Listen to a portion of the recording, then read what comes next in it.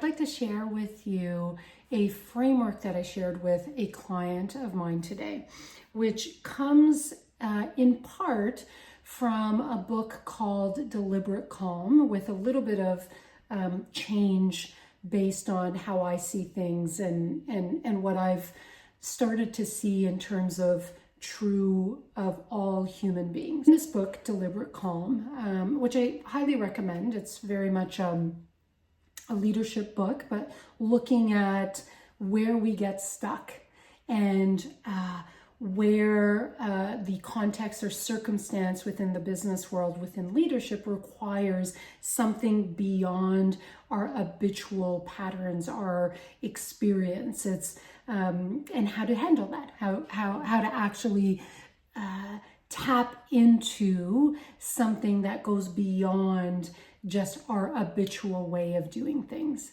And where they start to make a distinction is between familiar context, where the circumstances simply things you've dealt with before. You can tap into the experience that you have, your current skill set. I mean, things just go pretty fluidly or smoothly as you just tap into how you've done things before. But more and more, we know that we are required to be a lot more agile and adaptive, and the context within which we operate in is changing. And so as leaders, we're finding ourselves in circumstances that are unfamiliar, where we need to tap into something that goes beyond our experience, beyond what we've done in the past. And so the context or the framework that I started to share with them is in part based on the framework they share in this book, but also with a little bit more to explain what's at the heart of this. And so what we looked at is in the middle, at the core of who we are as leaders, outside of everything else, and we'll look at what the everything else is, and I'm going to use a couple of different words because different words resonate differently with people, and really we're trying to give a name to something that is hard to describe because it's a sense, it's a felt sense, it's something that goes beyond concepts. But we can call it pure awareness.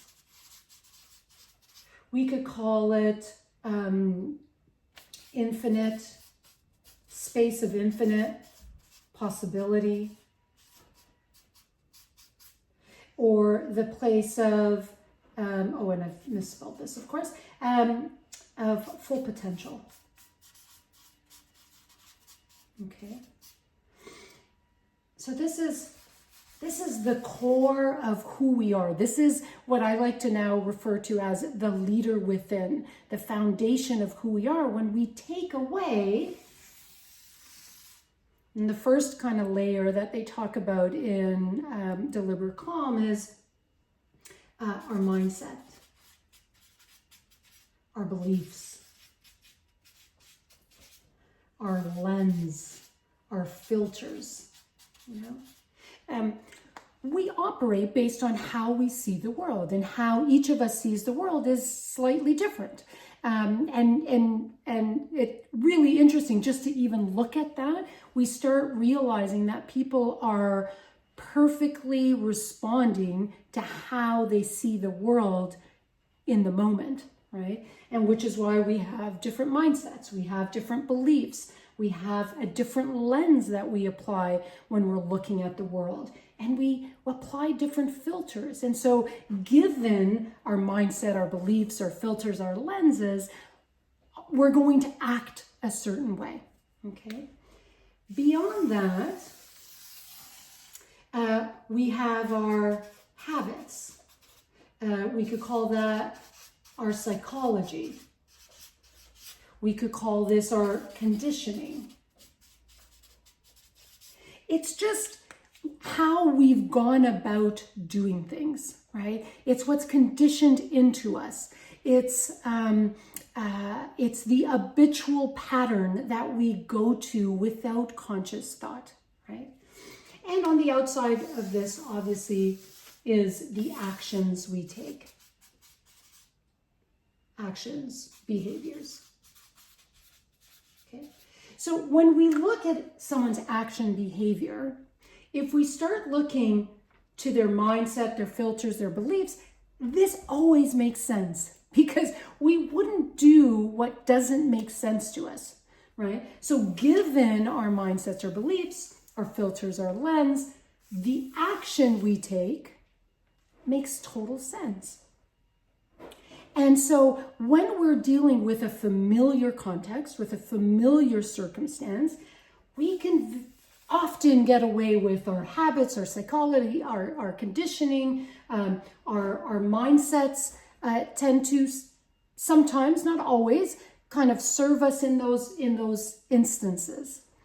And then as a leader, when we face a new context, an unfamiliar circumstance, this kind of idea that Marshall Goldsmith speaks about, what got us here won't get us there, starts to be very apparent.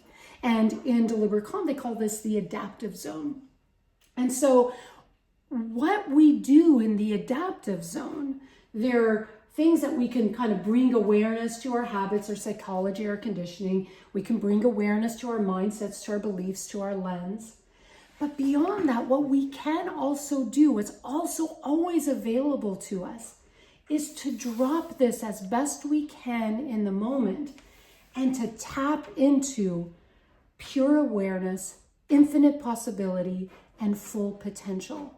Because from this place, beyond our analytical mind, beyond the analytics, the pros and cons, the analysis, there is something that we can tap into that provides us with guidance, which gives us a broader sense of what's going on in the context and the circumstance. And from that, we can determine what comes next. It doesn't mean we have the full solution, but if we are able in a moment to settle the habits, the psychology, the mindsets, the beliefs, right?